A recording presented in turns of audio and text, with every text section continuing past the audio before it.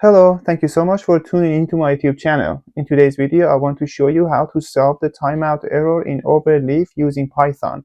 I've already solved this problem using MATLAB, but now I want to show you how we could use Python for it. Let's get started. As I said in this video, I want to show you how to solve the timeout error in overleaf using Python. Let's first talk about what I mean with timeout error. When you use the free version of the overleaf and you have made a long file with lots of figures in format of PNG or JPEG or EPS, the overleaf is going to take longer than usual to compile the script and output a PDF.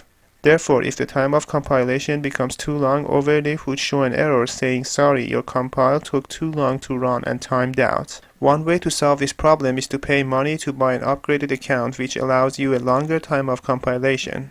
If you're like me, you probably don't want to spend money upgrading your overleaf account. The way I solved this problem without having to pay any money and just using the free account was to change the format of the figures in my file from EPS, PNG or JPEG to PDF. Because usually these figures take a longer time to be compiled by the overleaf. EPS takes the highest amount of time, followed by PNG and JPEG. Therefore, converting them to PDF will help overleaf to compile your document much faster. You have to be careful though, because changing the format of your figures to PDF could diminish the resolution of your figures, affecting the quality of your images. So make sure the resolution still stays high. Here I'm gonna use Python and show you exactly how I solve this problem step by step. Before that, especially if you have EPS images, you need to make sure your system has Ghost script installed on it. If not, go to this website to download the appropriate version of it and then install it on your system.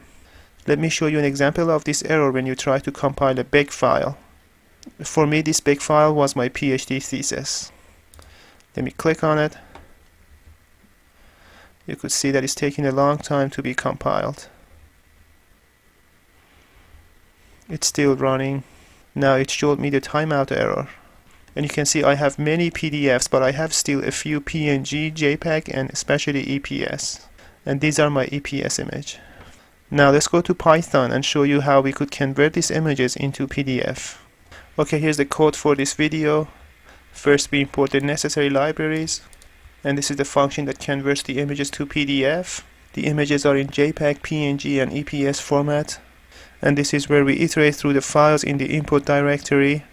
For PNG and JPEG, it's simple, but with EPS you have to make sure that you have installed the Ghost script on your system. And you would put the path to the Ghost script on your system here.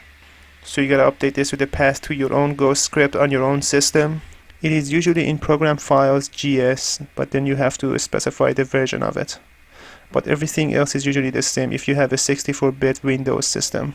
If you don't have it installed, an error would pop up, and then the images are gonna be saved in PDF in the resolution 300. You gotta make sure the resolution is high. I chose 300, but you could choose higher than that. And this is the input directory, and this is the output directory, and this is the function, as you can see here. Let's run it and see what happens. So all of them were converted to PDF, as you can see here. Let me show you guys the output. So here's the input, PNG, JPEG, and EPS format, and here's the output. All of these images, but in PDF format. Let's see what happens if I replace these images with these new ones in my file. Let's see if the compilation is going to be successful. So I'm just going to go and delete these images one by one. The next one is 11NN.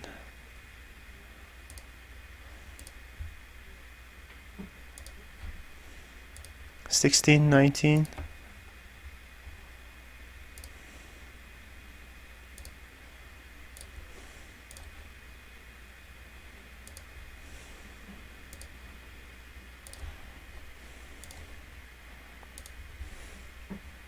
And the last one is Fig1, which is the EPS format. I have to also change it in the text. This is PDF now. 11NN this is PDF too. 16 is fine. 19 is fine too. Now, Fig1. This is it. PDF. Now let me upload these images.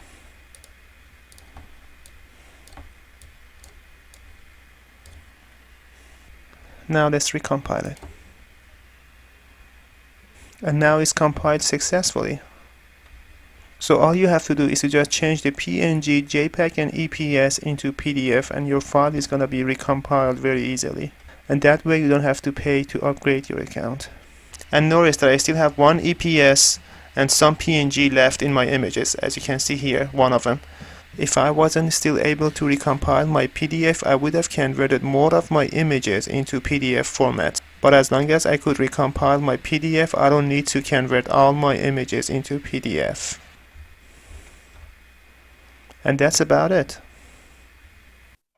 Thank you so much for watching this video. I hope you liked it and you were able to get something out of it. If you liked it, I would appreciate it if you could subscribe to my channel and also share the video with your friends. Thank you so much and have a nice day.